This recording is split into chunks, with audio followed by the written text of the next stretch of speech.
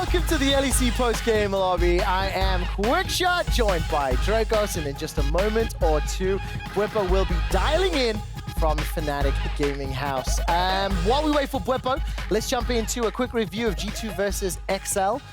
Once Kadril predicted the Irelia, my face hit the floor much like yours did, going, no way, no way. And they lock in the Irelia. I mean, come on, that's a surprise. Nothing really surprised me about G2 anymore. I was impressed that he guessed right. Because of all of the hundreds of champions in League of Legends, you can guess anything with G2, and you've probably got like a 5% chance that you're going to hit it on the head. Fair. But the fact that he nailed it was impressive. Credit to him as an analyst and a gambling man, I suppose. It worked out. Bwipo, you have joined us. Welcome and congratulations on the win today. Thank you very much.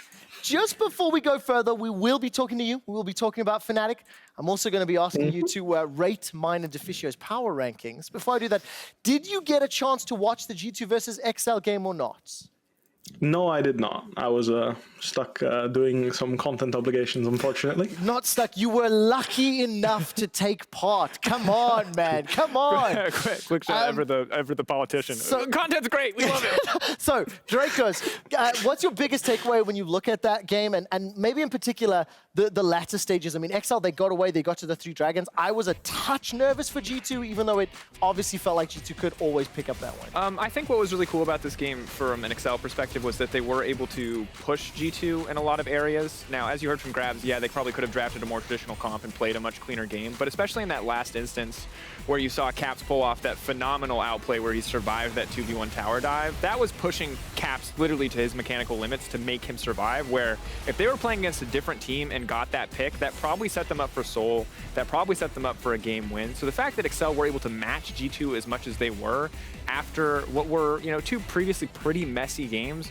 was really great to see. I love that Cries didn't play any of this Moonstone crap. I get that it's good, but it's like, how am I supposed to gauge a top laner when they're just a glorified support? So it was cool. That said, Braum is a very powerful champion. And at the end of the day, Patrick is a very core component of this team. So when you can essentially delete him from every team fight with a single ability, in this case the Braum E, there's just not a lot left to do. I am so sad that nobody else on the planet got to watch Bwipo's reactions to Drakos' summary of the game. Moonstone crap got the biggest smile out of Bwipo ever. I do want to note the Kiopog winner. It was Mickey. He was playing that Braum. He got 55% of the vote. So congratulations to Mickey. Congratulations to G2. Now you're caught up. Bwipo, G2, they picked up the win. They ran Akali, Irelia in their solo lanes. It was interesting. It was fun to watch. Definitely something to throw back. I'm done with G2. I'm bored of them. I want to turn to the victorious Bwipo. You won a game today. How did it feel? And how does it feel to cap the weekend that was not as happy as today was? It felt pretty good for me because I mean, the main reason why it felt extra good for me is because last night Hilly gave me some feedback and I was able to use it for today's games, and it felt much better playing the game as well as winning. I think that just the fact that it felt better to play was already a great start, and then the fact that we got a relatively clean win is something that felt really good. When you look at the team in kind of a week like this, how is it bringing new players into Fnatic when you have this kind of pressure and fan expectations on your shoulder? Because this is something that you've obviously been very used to, that Hillsang's been used to, that Selfmade's been brought into. But for Upset and Niski, is this something that weighs more heavily on them as new players for the team? Do they take losses harder, or is it pretty easy right now in the early season to not take losses as a big deal? I think the fact that most of the aggro in terms of fan expectations got moved to G2 with Reckless moving, I don't think it's been quite as hard or harsh on us. But all things considered, I would say that it's been pretty relaxed. I think most fans understand we had a slow start. We have news, like 2 of our biggest players, mid and AD, they were pretty defining for us in the past, moved out now, and they're very understanding of the growing pains that we're going through to make sure that we're a strong team. I'm exceptionally happy to hear that. And I was personally nervous that the Fnatic fans would be more brutal. The Fnatic army are fanatics, and they hold every single player to such a high standard. Earlier today on the analyst desk, Deficio and I were actually kind of comparing the expectations on Fnatic to it's a football team. I'm saying like Barcelona or something, where basically they were so successful for so long that, you know, it's scary. How has it been for you personally? You know, how have you felt the change? Because now with these changes, you're now one of the veterans. You're now one of the faces of Fnatic. You know, does it weigh on your mind that you or maybe Hilly may be replacing Reckless when it comes to being the front man for Fnatic? Obviously, it carries some weight, but at the same time, it does relax. It's a very relaxing environment for me in the same time, because I feel like the whole idea of like pure excellence and discipline and all these things that Fnatic used to be known for with Reckless is something that has slowly faded away when me and Hilly were introduced to the team. I think even back when Caps was playing, like these are all small steps to a Fnatic that's, I feel like we're more like a, I don't know, me and Hilly, like, we're kind of just friends, you know? Like, we're relaxed, we enjoy playing the game, we have fun even when we lose. And I think that that's something that kind of changed the image of Fnatic at the same time, which is why I'm not surprised that people aren't super harsh on us, because I think that the whole idea of, like, you try your hardest and you try to perform the best you can, but if you can't, then you enjoy the process of having tried. I think that idea is something that me and Hilly are bringing or have brought to this team, and I think that it's showing in our fans right now as well. And that's really fantastic to hear. One, not only you be so aware of that, but also for it to be something that sounds just outwardly so very positive for the team environment as a whole. Because as long as we've looked at Fnatic and whatever iteration Fnatic has been, winning or losing, it's been like win or die. It's always what it's felt like from an outside perspective. So to hear that it's lightened up, to hear that there's less pressure on you now is really good. I do want to know, Week 1 spring, it's hard to take anything definitive from it for any team. But from your perspective in Fnatic, where are you guys in the project? Because you played 3 very different games. I think we've seen different styles. Is this a point in the project where you guys are trying to figure out how you want to play the game? Have you figured out how you like to play the game and you're just trying to execute on it? Where are you guys in this development process? Speaking for the team is a little bit more difficult, but speaking for myself at least, situating myself in the team and how much space I can take. You know, you have the whole wide Bwipo meme, but I take a lot of space in communication as well. And figuring out how much I can take without bothering other people is something that does require time for me. And especially on stage when things are a lot more tense, there's more on the line, it's not as easy for people to give that space, right? Like, you need to feel comfortable with how much you're taking, how much you're giving, and finding how much Nisqy and Upset feel like taking is really important for me. Because if I'm like talking over them and denying them how they want to play the game and how they feel comfortable in the game, I think I would be a liability to this team. So from week 1, I feel like I have a much better idea now how much I can take and how much giving is actually positive for the team. When you look back, I wasn't able to hear team comms last year, but I do want to know, because Upset has always been considered a very vocal player. I'm not as sure about Nisqy, but when I look at personalities like Nemesis and Reckless, I would always assume that they took up less comm space, that they were more about playing for the team. So do you feel like during that time period on Fnatic that you got very comfortable being such a loud, such a kind of demanding voice because it's what the team needed to be successful? So obviously in 2019 and 2020, that was it was a growing pain as well. I think that people remember the before Aatrox spring split and after Aatrox spring split. That's how I remember it for 2019. And yes, after Aatrox, I was a lot more vocal, and I think it's one of the reasons why it looked so good when I played that champion, because I was able to kind of set the tone for the fights, right? I could just call, here's what I want to fight, I'm going to go in, let's just pile on and see what happens. But all things considered, I think they talk just as much, just in different timings. And I think that's what's important to realize is, like, I don't think it's a measurement of like player A talks less than player B and that's why he's better or worse. It's just, it's different. The communication is the same, it's just the way they put it, what feels good for them, what game states they want to be in are all different. And being able to cater to that and get them into the games that they enjoy playing is what's important. And let's not kid ourselves, Bwipo. It doesn't matter whether it's before Aatrox, after Aatrox, before whatever. We know you're going to take up a lot of space in the room. It's one of the reasons we love speaking to you, and I'm so thankful you're joining us on PGL. Now, Drakos, you said something that I'm going to regret in a moment or two, because you said it's too early in the spring split to say anything definitively, right? Yeah. But Deficio and I took a shot. Okay, now, let's take a look at the state of our league after the opening week. What you're going to see on your screens in a moment or two is the standings. We have 2 teams tied at 3-0, then Misfits clearly in third at 2-1, and 7 teams at 1 win and 2 losses, right? This table's easy to understand. Week 1 has been a little bit chaotic, a little bit messy from some teams. I mean, I think Bwipo might be one of the first to kind of admit that point. Now, what Deficio and I did was we looked at these results and only taking into account the 3 games we saw on stage, we power ranked the LEC. Always a good idea. This is Deficio and Quickshot's power rankings after week 1. And very, very important to note, this is only for the 3 games we've seen on stage. This is disregarding what we know in scrims. This is disregarding what we expect to happen. And as you can see on your screen, we've got ourselves, G2 as well as Rogue sitting in S rank. In A, we've got ourselves Misfits, Vitality, Mad, Fnatic. We had sitting in B, and then everyone else in C. I want to go to Bwipo first. What's your gut reaction when you look at this power ranking, knowing the rules that we've laid out?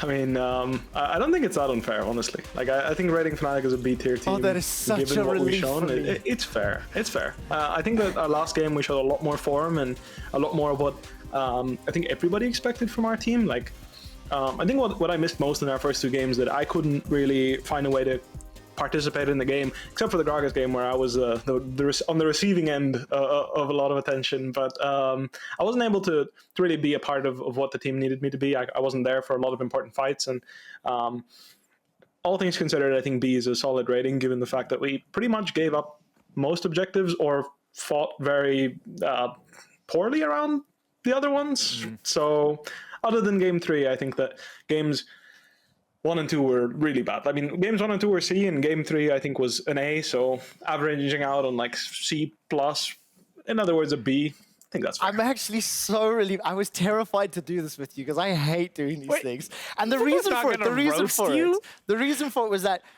we basically figured that because of the fact that by Deficio and our rankings, the 3 teams that Fnatic had played were S or A tier. Winning 1, losing 2, we're like, okay, they've got to be below. Drakos, if you were to change something, would you have changed anything on those rankings? Yeah, I'd make a D tier and I'd put Schalke and Astralis in it. Schalke and Astralis were a cut below the rest of the teams. Even Excel showed us something today against G2 that was really promising, but the thing that I noticed specifically from Astralis is that jungle support is not at all on the same page. You see constant fight forcing when the team doesn't seem like they know what to do, but they're picking different targets, they're going in at different times. And this is not something that, again, this is 1 week, but based on what I saw, both these teams, the Schalke Vitality game, I watched Gilius walk in, die by himself. I watched Abadage 5 seconds later do the exact same thing. The fact that they didn't lose in that instance in a very late game scenario is a miracle. Now, I think next week they could be A tier for all we know, because this week teams are learning the meta and they're learning how to play as a team. So there are so many freaking variables that can change week to week. But that said, both of those teams to me stuck out in a way that was not at all positive, and they feel behind the rest of the teams when it comes to figuring out both how to play the game as a team and what to pick on stage. Now, Bwipo, what do you make of the overall quality that we've seen from the on-stage games? You've obviously got a bunch more scrims under your belt, and we've only seen 3 games apiece. Is it reflective of what you're seeing in scrims and what you've come to expect from the meta? It's very much slower, of course. Stage scrims, it's always a different vibe.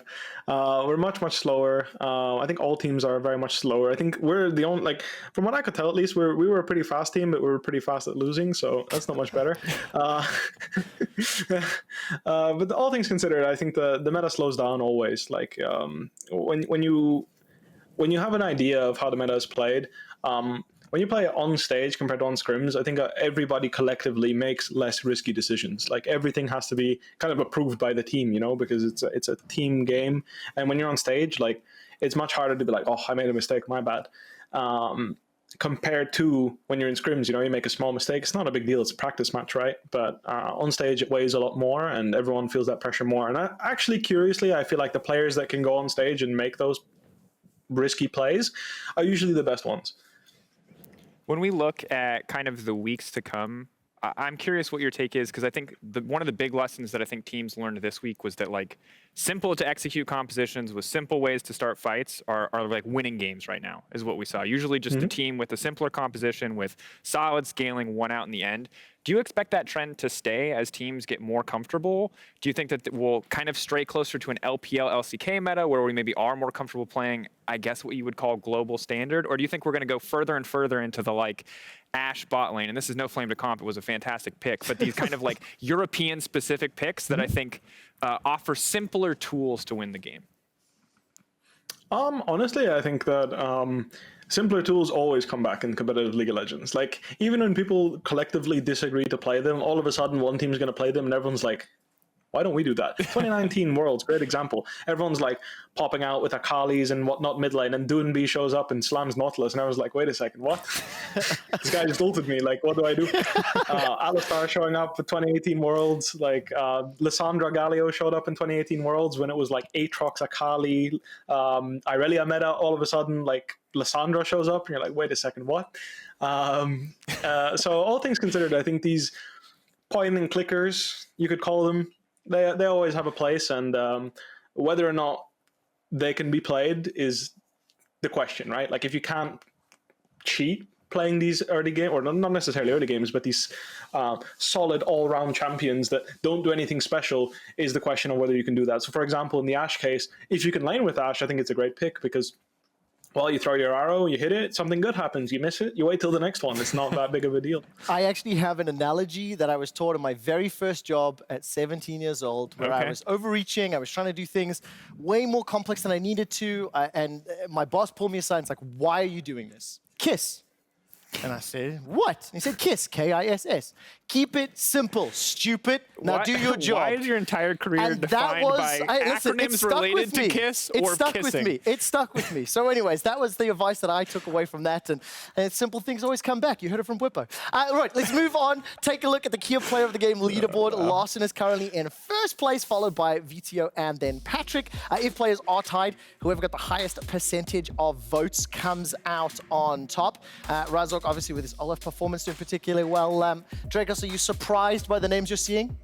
No. A lot of new faces after week one. I mean, VTO and Razork both had fantastic performances this week. Armut did as well. I mean, generally across the board, I think the struggle of the Kia player of the game leaderboard is that if your team has one insane carry and you win like 7 games and that guy gets MVP 7 in a row, you could be 10th at the end of the split and that guy will win Kia player of the game.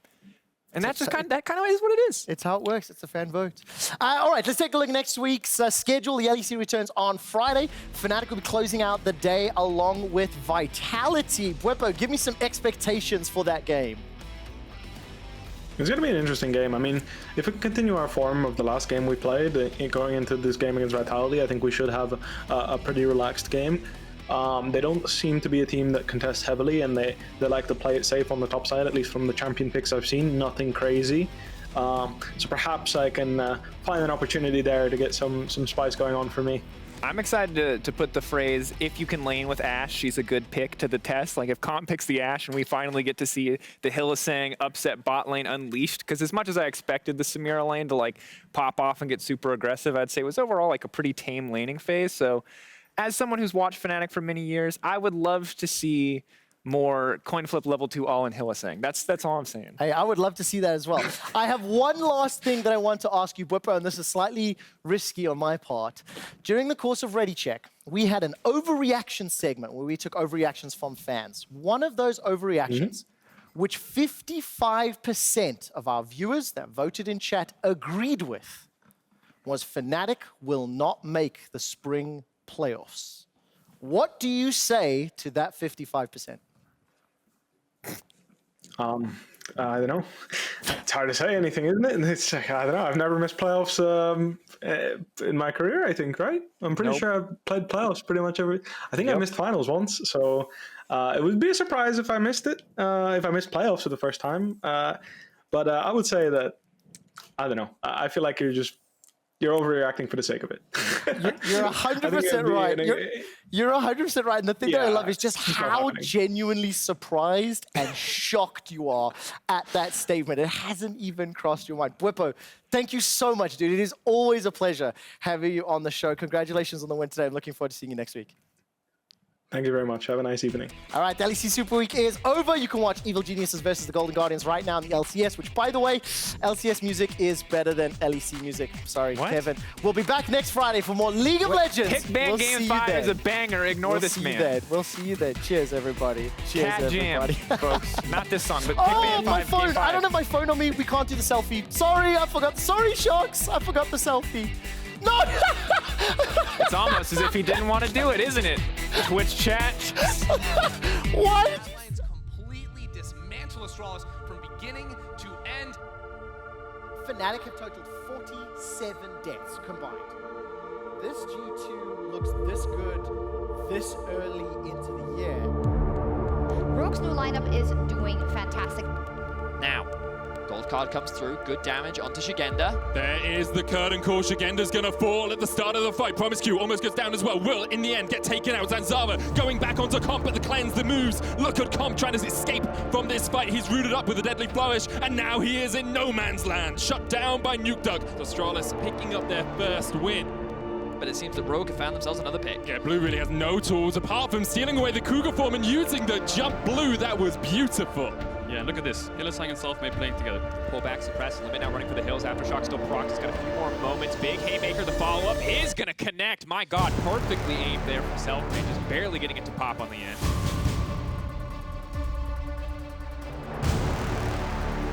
Mickey's low, Torres low. It's almost like a 4v4 at this point, Drakos.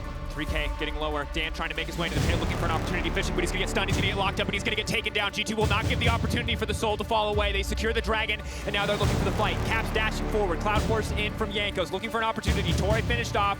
Caps on the hunt, waiting. Factory Shot Barrage comes out. Larson looking for the stun, lands on Tinker. Odo is in the perfect position. Killer Instinct comes out. Inspired, working against Treats here as the double kill comes for Hun Summer. Treats now the next target. Hun Summer's been knocked away, and Treats is down. It's Larson who secures the kill. Still unkilled on the Twisted Fate is Larson, and SK can't say that about themselves. Probably could go for this. Kraken Slayer is well and truly online, and here we go. Kazi condemned. Oh, into the second wall. He thought he dodged it, but the power of the sun comes down, and Kazi has nowhere to go. Him and TPing, and immediately a Misfits are ready for a Barney. All in, all the time. Armor down, double for Comet. They're getting a little bit ahead of himself. That's going to be the three-man taunt. Good from Limit, but he has no follow-up here. Abadage stepping forward. Gold card going to finish the job. Upset looking in. He's one off. That's the S-style rank. Spin, spin, spin. Oh. Inferno trigger.